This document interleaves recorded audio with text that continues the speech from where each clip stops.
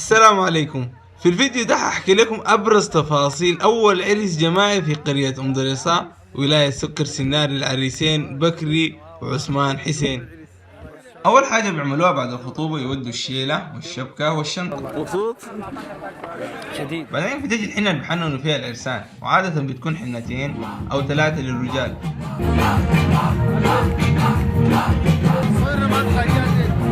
معاكم عماتي ان شاء الله طيبات. والله ما شاء الله هنا متلمات ان شاء الله دوم كذا متلمين يعني. وزي اي حفلة تانية بشر صفق شبشب طلقة، بشر صفق شبشب طلقة. بس هنا عندنا حبوباتنا نشيطات ما شاء الله عليهم بعمروا سنين. تذكرني سلحفاة اختي الله يرحمها. لكن للأسف اليوم ذاك الفنان أبي يكمل الحفلة للصباح، قام العريس زعل منه ويتشاكل معه، فقرروا أولاد الحلة يرضوه بالدلوك. بعدين بتجي حنة العروس، بكون أول ظهور لها بعد قعادها في الحبس، وبتكون استخدمت فيه الشنطة والشيلة. والشنطة اللي هي عبارة عن ملابس ورياح وكريمات، والشيلة بتكون عبارة عن مواد تموينية زي دقيق ورز وما شابه ذلك. وعشان ما ننسى الشبكة بتكون عبارة عن ذهب.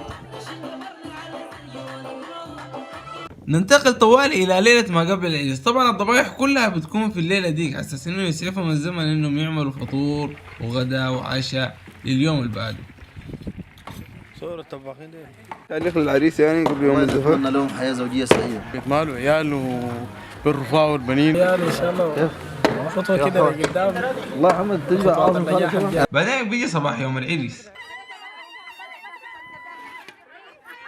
وعشان عريسنا عثمان مرته من الخرطوم اضطروا انه يعمل له سيرة بالصباح. هنا قاعدين يقروا عليه عشان يحموه من العين والسحر وكذا، لكن انت من شكل اليد بتهيأ لك انهم بيسحروا فيه.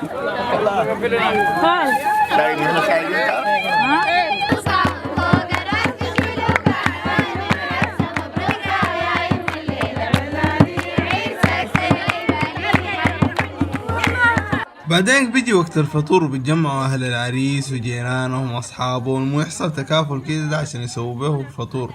وفي الفطور عادة كده الناس ما بتكون كتير، عشان كده الناس بتكون بتتونس ورايقة. هنا أخت العريس عناقيد تورين ليه أنا صورني والله ما أقدر أشترك في الواتس. تعالي تعالي الحكي السوا. وين عناقيد؟ كان المفروض تقول لنا ندق بالدلوكة. أنا زول عناقيد كذا زمانك نشرتني. يعني مش الموضوع ما خطير، الناس كلها معلقة عسولة وظريفة وكله عليها خيلة.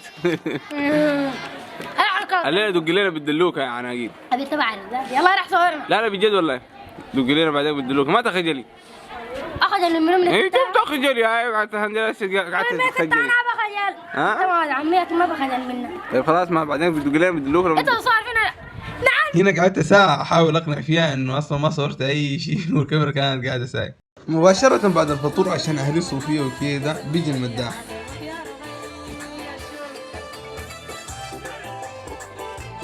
تسألهم كيف ده بقى مداح؟ يقول لي ختم القرآن. بعدين بيجي عقد القران اللي بيكتبوا فيه قسيمة الزواج، بيكون وقت الغداء. اللهم اجعل زواجا مباركا، اللهم ارزقهم البنين.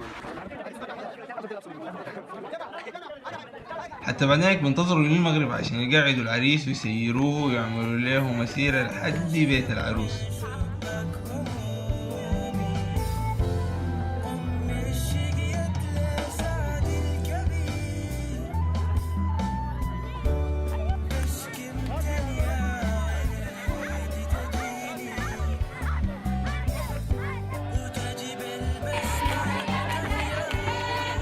وأهل العروس هناك بيستقبلوه وبيقعدوه. في الوقت ده بيكون ولد عمي عثمان وصل من الخرطوم. هنا بيجي داير ينزل مرته من العربية، وأهاليه محاصرينها من جميع الجهات اللي يشوفوها ويسلموا عليها، ما بيلقى أي طريقة. بيحاول هنا برضو وهنا كمان. هنا خلاص كتمت، قرر يكسر حنك. بيجي ولد عمي يسلك له. في النهاية بتجي الزفة والحفلة، وفي العادة حفلاتنا كده بتبدأ بعد 12 وللصباح الناس تكون رابعة.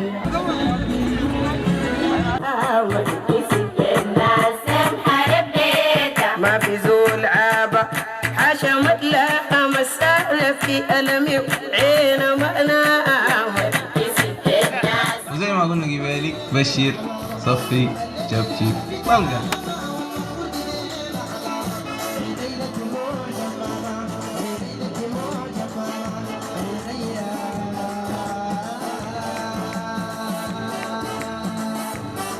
كلمة أخيرة من العريس. عرس عرس بس عرس. قول عرس. بس المعرس دقت.